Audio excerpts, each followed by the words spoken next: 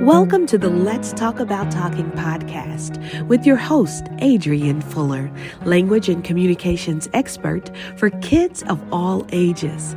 On this podcast, we talk about speech, language, and all things happening with your child, giving you specific tactical information you can use to help your kids talk, listen, and thrive in their academic journey. Well, good afternoon. My name is Adrienne Fuller. I'm a speech language pathologist in the Central Florida area. Yes, Alicia is with us. You are on. Can you hear me? Because I'm using a mic today. Can you hear me, Alicia? Is my sound on real good, guys? Let me know. All right. Well, good afternoon. It is February, the day after Valentine's Day, February 15th, 2022. I had an amazing day, and so I hope you had a good one too. I did want to share one thing with you. This is nap time, chat time, the time that we talk to parents about all things developmental, speech, language, and academic while their children nap. Well, today we're going to extend our audience to the school age range because I have an amazing educational psychologist that's going to be joining us shortly. And so before that, I did want to mention I have a 19-month-old on my caseload right now. And so we started probably about 3 weeks ago, and she's very shy, extremely shy. Like, I don't push, especially in the beginning. So if a child's a little resistant, I let them have that feeling and let them know that they're safe in the therapy room. But so she stood far away, and I had all the toys. I had an iPad, I had a toy that popped up, I had a drum, I had all these things. Well, today she was interactive with me for the very first time, as in she walked toward me and started interacting with me. And do you know what the toy was? The toy was a soccer ball, you guys. It wasn't a puzzle. It wasn't any of those things. It was a ball. She grabbed the ball and threw it to me and threw it back. And I labeled everything with my language. Do you want the ball? I'm giving you the ball in 1, 2, 3. Use that activity at home. That's a great activity. And it's also outlined in this book that I've written here called 30 Days to Get Your Toddler Talking. It's a 30-day step-by-step program to get your child, for kids 18 months to 3 years old, for parents and caregivers who aren't quite sure what to do. I always say it doesn't take the place of therapy, but it's great in conjunction with, or if you're on a waiting list, these are things you can do right at home. It's available on Amazon. There's a link in my bio. I've pinned it right there in the comments. So avail yourselves to it. I think it's great. And so I did want to talk about that a little bit today, but I was so excited when that little one started interacting with me. I mean, great eye contact, all the things that are exciting as a speech language pathologist that I see, because language is emerging, interaction is emerging, which is one of the building blocks. So yes, I was so excited about that. Well, today I just want to jump right into it. And I have a good friend. Her name is Alicia Braccia. I'm sorry, I'm murdering your name. I just asked you to go live with me. And she is an educational psychologist. And a couple of weeks ago, we used to see each other all the time, but since the pandemic, Alicia, I haven't seen you in a while. Missed you. Uh-oh, I can't. Yes, so I am so glad to see you. She just got back. She's an amazing traveler too. I always love that about you. How was your trip? It was fantastic, beautiful weather and 80s, and we got back to rainy and cold. We're like, we gotta go back. Well, like I said, you guys, she is an educational psychologist. She has an amazing practice in Lake Mary. Lake Mary, we have an Orlando satellite office too. And a satellite office. But what I get a lot from my own friends that are moms, my sister's friends that are moms, are sometimes our kids, it becomes very apparent that they are having difficulty, Alicia. And before that, let me just say she is the owner of the Center for Health, Learning, and Achievement, located in Lake Mary, also in Orlando. And she offers a wide variety of services. Will you tell us just a little bit about your practice before I launch into all of my questions? Yeah. It's a multidisciplinary assessment team and intervention. So we do counseling, we do school psychoeducational, school neuropsych assessments. We do planning and intervention for public and private schools, homeschoolers. We work anywhere from 2 years old all the way up through adulthood and look for things like dyslexia, or we do autism spectrum evaluations, any learning disabilities, ADHD. So the diagnosis and intervention for children. And then we also work with families and do kind of behavioral supports, family coaching, parenting within the home and in office. So I have an amazing team of professionals. When families call, we try and, if we can't serve you, then we will connect you with someone that can. But if we can, we're going to match you with the best person. Awesome. And now, do you take any insurances, or are you private pay only? Good question. We don't bill any insurances. And this is why. Most of the assessment that we do is considered educational, because we're school psychologists with school neuropsych diplomats.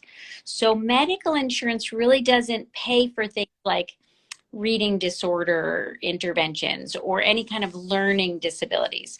They may cover medical conditions that we diagnose, like autism. They also cover like ADHD. That's a medical condition. We don't bill the insurance, but we are family empowerment scholarship providers. So they will pay us for the assessments. And we also do something that a lot of parents don't know about, that they have the right to. So when a public school does an evaluation, whatever evaluation they do, with the school psychologist or the speech and language pathologist or the occupational therapist, a parent has the right to a second opinion, and the public school has to pay for it. So we do a lot of second opinions where the parents have gone through the process in the public schools. They've gotten very limited information from the evaluation that was done, and they request an independent evaluation, and they choose our organization. And we work with about 11 counties around the state of Florida to do those. We contract with the school, and then the school will pay us. So that's a way that we get around medical insurance, because medical insurance doesn't always cover our services. The public schools would cover our services. So we kind of work with families to walk them through that process of what they have the right to. That's a really, really good point. So let's talk about the school-aged parent who has an IEP, or first let's say if they're concerned, but they're like, I know what happens and you know what happens when we get in those school IEP meetings. Sometimes it feels like these lives are bashing the schools. I am not. I love the schools. I came out of the schools. They do what they can. But sometimes those psych reports, even from the schools, don't really give me the information that we're looking for. If I'm a parent at that meeting, the exact wording I need to use is, I would like to have a second opinion, and I'd like for such and such to do it. Is that how it works? I actually have them write a formal letter. I have a form letter that they can use to actually write a letter.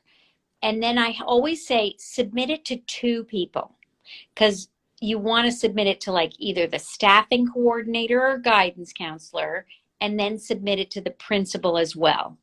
Don't email it, because they can always say, we didn't get it. You're going to hand deliver it to 2 people, and then they can't play that game.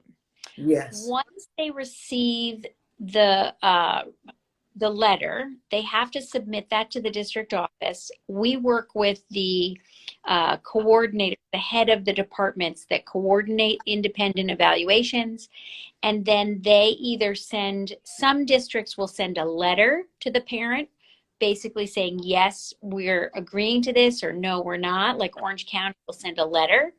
Other counties will call directly to us and say, we've received this request. They want you to do it. And then we submit estimates. So every county does it a little differently.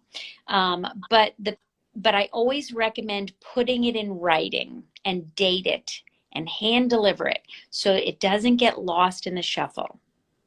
Very good. I love that, hand delivering it. Okay, so let's back up just a little bit. So if we have, I'm just going to tell you, I have a friend and her child goes to a private school, and child is maybe a 7th grader at this point. And all along we've seen learning difficulties. Well, this parent is really not sure what to do.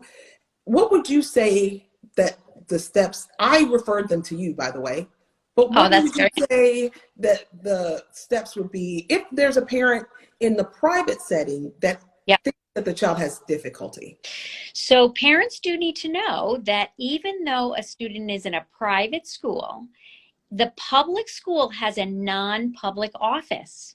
The public school is still required under the Child Find Law to identify children with learning disabilities. So the parent can still request an initial evaluation through the public schools. Again, it's a process. I have a form letter for that too that they can use. And they submit it to the non-public office. And then they go through some procedures of making sure that the private school is already doing some interventions, and collecting data that hasn't really worked well. And then a school psychologist from the public schools will connect with the family to do a psychoed. Again, it's pretty minimal. They'll do an IQ test, they'll do achievement testing. They don't always, some do, some are great. Some do just what they have to do. And the IQ and the achievement doesn't necessarily answer the question of why the child is struggling. So that's where our assessments come in. They can come directly to us. Just call the office. And we have a free service that's on our website. So if they go to the website, which is CHLAFL.com, on the home page, there's a green tab that says Patient Forms. They click on Patient Forms. And the very first form is called Parent Questionnaire. It's a really extensive intake packet, full social, medical, educational history, half of it are some checklists in different areas of development. And then it can get submitted through the website, or if it's easier, they can scan it and email it to me. My email's on the website too. We take a look at it. And like you probably see, parents don't know what they need.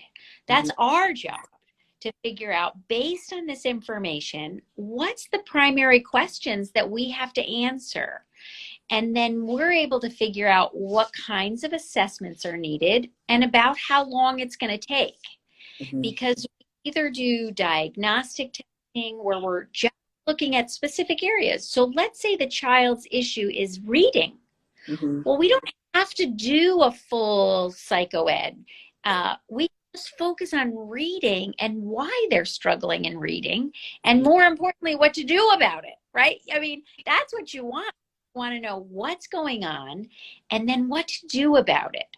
So we do the diagnostic hourly assessments. It's $185 an hour. And that parent questionnaire really helps us figure out how many hours we're going to need. If we're just looking at reading and possible dyslexia, it may take 2, maybe 3 hours. Question is attention deficit disorder. That's an hour and a half. So you don't have to drag a child through a full psychoeducational evaluation. unless there's a lot going on. And we can see in those parent questionnaires, if there's just a lot going on, we don't want to miss something, then we do a full comprehensive school neuropsych evaluation. And that's about 7 or 8 hours. It's over the course of several days. We meet with the family. We also will go to the school with them or do a virtual meeting with the school, whatever is easiest for them, and go over the results. Because again, this is what the family wants. We never just hand them a report and say, here you go. This is what you do first. This is what you do next. We'll go to the school with you and we'll talk to the school about our findings and who this child is as a learner, what kind of accommodations or supports they may need. So we really try and go from the very beginning and lead them right down the path to, okay, here's what you do. I love that. And let me say that I know, first of all, I always appreciate when people are very transparent about their pricing and what they charge, because I was under the assumption that this thing was going to be $1,800. But for what you're quoting to me is doable for many of our parents.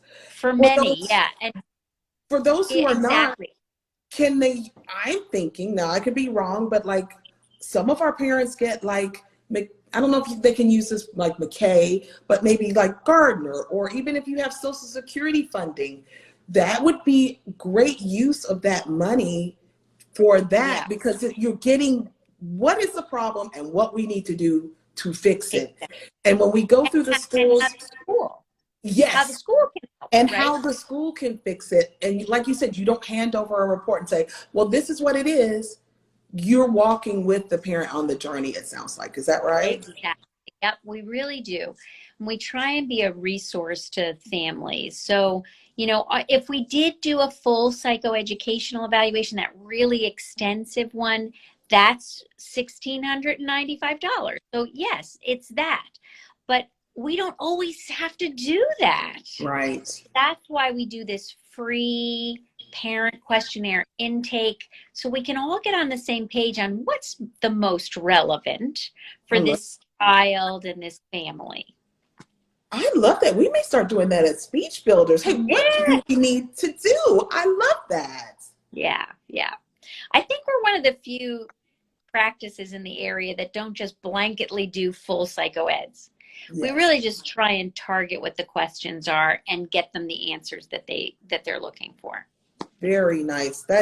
And parents, if you find a member of your team, because I believe that we need to be teams with our parents. We need to team up. Yes.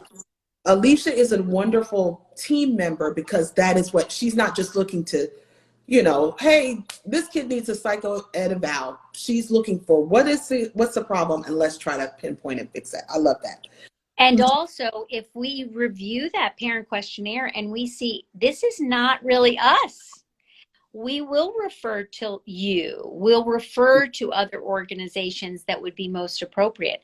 That we just had a case today where it's a very medical case. And so we are not clinical neuropsychologists. Our focus is the brain and learning and developing learning plans. This child needed more medical. So we referred them to several different clinical neuropsychologists. That's a more appropriate referral person to do it. I love that. One more thing I wanted to talk about are your gold standards autism evaluation, is that new, or have you always? We've been doing that for a long time. The autism evaluation is very specific. Mm-hmm. So there's 2 parts to it. The first part is the ADOS, Autism Diagnostic Observation Scale. Mm-hmm. It's a series of activities. We usually start with children at around 2 and we actually just assessed an adult for autism like last month. So yeah, so the ADOS goes from a very young age all the way through adulthood. There's different levels. So we do the ADOS, Autism Diagnostic Observation Scale, with the client. And then the second part, and this is really important, is it's called the Autism Diagnostic Interview, the ADI. And that's actually done with the parent, because it's an extensive clinical interview that's looking at early markers of symptoms for autism. Now, both of those tests, the ADOS and the ADI, are scored. So it's pretty objective if the child is on the spectrum, what level of severity they are, and if they're not on the spectrum, what do you do about it? What is it, right? So, so that assessment, because it's so specific with the report, that's $850, and we take payment plans. We are typically, if you go to a developmental pediatrician, they're also in the area. There's 3 of them in the area that do the autism evaluations. Mm-hmm. They're usually 6 to 9 months booked out. They are. I can attest to that, guys, all the time. 6 to 9 months, no joke. But you have like a smaller window, right? 3 to 4 weeks. Yeah, we're booking about 6 to 8 weeks out. Wow! Oh my God! Yeah. When this flyer came out, it was 3 to 4 weeks, and now it's already 6 to 8 weeks. But I'm telling you, unfortunately, I know, unfortunately. But I believe the pandemic has just increased the need for services across the board. You are no different. We are no different. And so parents, and I do want to say, parents, when you get that call and when you hear 6 to 9 months or 6 to 8 weeks, make the appointment. Yeah. If you don't want it, cancel with appropriate notice. But like some parents hear that, they hang up the phone and keep looking, but that doesn't go down. So go ahead and make that appointment. Yeah. Yes. It's true. And the earlier that you can get the appointment and the diagnosis, the more funding you can get too. Insurance tends to reimburse more. They can sign up for Gardner/Family Empowerment scholarships so that they can get funding for intervention. And that's the key for a little one with autism, is you want intensive intervention early, because the prognosis is so much better later on than if you wait for it. So yeah, find out now, because then you know what to do about it. Knowledge is power, right? It really is. Find out what to do. Yeah, I always tell parents, let's diagnose and rule it out, because we've sent many kids, Alicia, and many of them come back as ADHD or not on the spectrum at all. But if it's hanging over your kids' heads and in your head and the kid's teacher, there's something about that is unsettling. I can't even explain it, but I feel like we need to know the answer. Yeah, absolutely. Because again, then you know what to do. So actually we do get, when we're doing autism evaluations, we sometimes we'll get communication disorder, right? It's not autism, it's a language delay. So it's pragmatic language. Well, they're going to go right to you and do pragmatic language therapy. So it's important to not only find out what the specific thing is. Like, I hate when they say, well, it's a specific learning disability. Well, what specifically is it? And they can't tell you what specifically it is, right? So we're like specifically saying what it is, and specifically saying this is the most appropriate, efficient, effective research-based intervention based on this specific disability. Yes. I love that. God, parents, please, please, please listen to what we're saying. And we say it. I said it. Landria was on our live a few weeks ago. Kaylee Jackson said, just because you have a diagnosis doesn't make your child any less magical, any less wonderful. You just know the information. So I love that you said the earlier we get the diagnosis, the more funding. Because I've literally seen parents like that kids get that diagnosis at 4, but by the time Yeah. they're 5 or 6, that funding gets snatched. And it's Yeah. like from like 40 hours a week, ABA or whatever, to like almost nothing. So get it early, parents. We can't express that enough. Yeah, absolutely. And you had mentioned McKay Scholarship a little while ago. Just for clarification, McKay Scholarship is for Private private schools. schools, yes.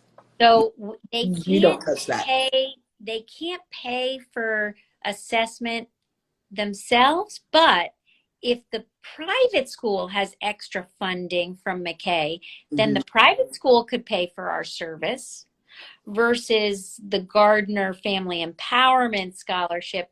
The parents can pay directly, or we can just go right to the Florida Family Empowerment Scholarship, and they will pay us. So it's just a little bit different who pays who.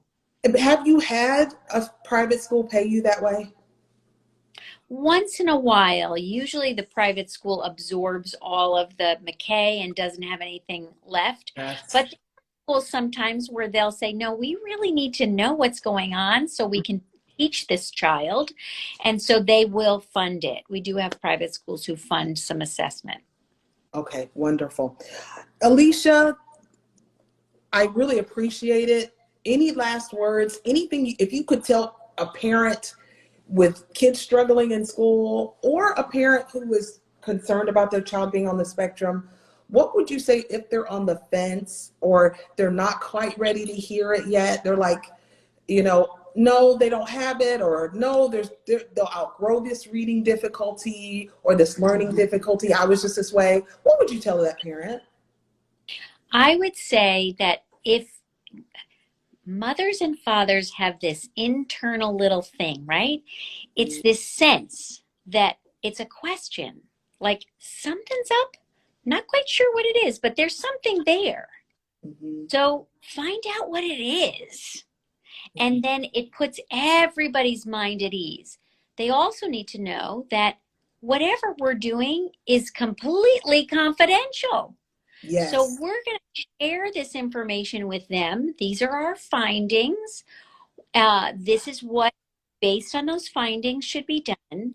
And then they can take it and say, okay, I'm ready now, or I'm not quite ready now. But that's okay. At least they knowledge so that when and if they are ready, they have the information instead of just having this little sense that something's up. Yes. Yes. Yes. I almost am moved to tears because yes, if you're not quite ready, get the information anyway. Pack it away until you're ready to deal with it. But it's better than waiting. And then it's like the parents are on fire trying to get the resources and everything together. So yes, only coming from a pure place, us as caregivers and providers, because we just want to make your journey easier, your child and yours as parents, right? Yes, you don't want to be crisis driven. No. You want to be proactive and take care of it early. Take care of it early. You guys, Alicia, remember guys, she is at the Center for Health, Learning and Achievement, and that website is CHLAFL.com. Yep. She has some great resources on that website. She has an amazing team.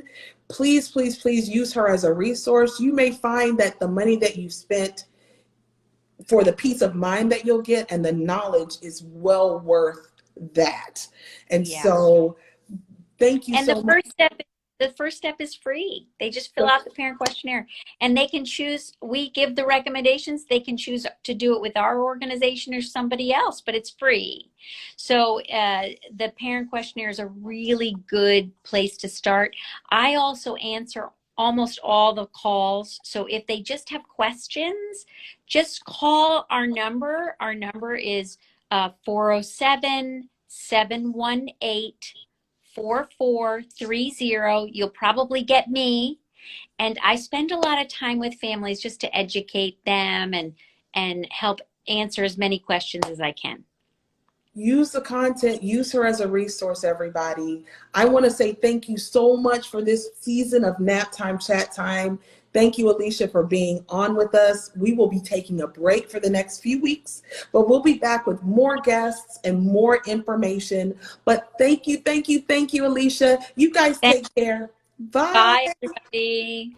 You've been listening to the Let's Talk About Talking podcast with your host, Adrienne Fuller, language and communications expert for kids of all ages. You can grab Adrienne's book, 30 Days to Get Your Toddler Talking, on Amazon or at speechbuilders.org.